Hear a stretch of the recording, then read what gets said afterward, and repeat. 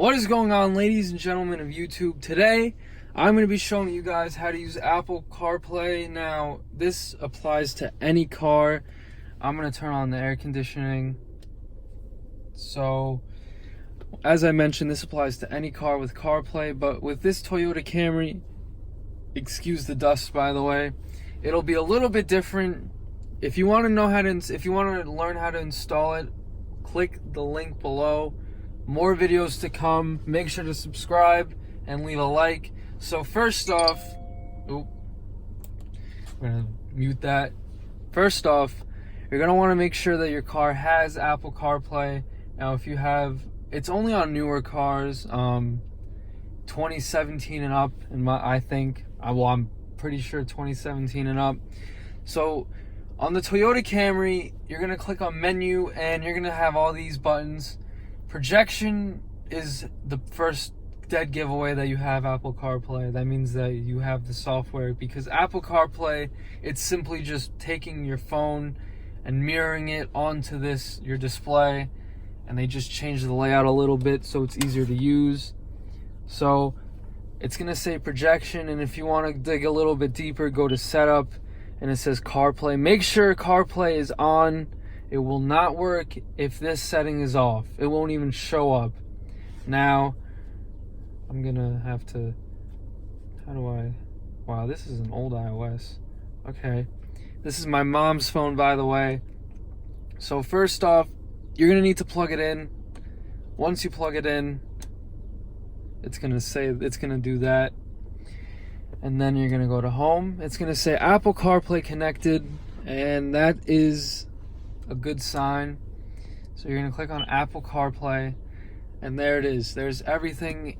It looks very nice, and I've had it for 2 weeks, and it has done a great job. It has made my life a whole lot easier. I don't have navigation on my car, but now I do. Since this is my mom's phone, she doesn't have as many apps as me, but I have Waze, I have Spotify, I have the NBA app, and those all show up on here. And if you jailbreak your phone, you can get YouTube and all these other things as well. But CarPlay is really, really good, and if you don't have it, it's okay, because many cars don't have it, but when you get it, it's great.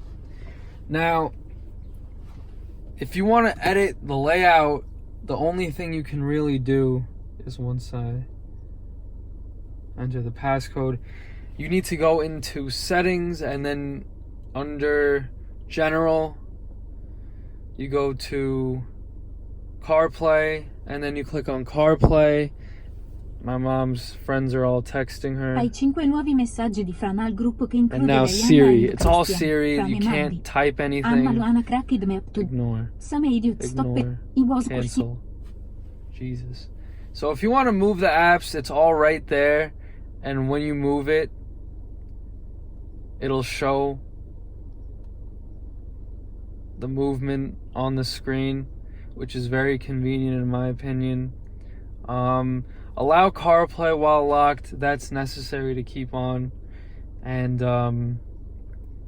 it makes the car a lot easier to use. Like, the N-Tune was horrible, so this is super refreshing. But remember that since it is projecting it, if you click on Maps, it's gonna open it up on your phone. If you click on Phone, it's gonna open it up on your phone.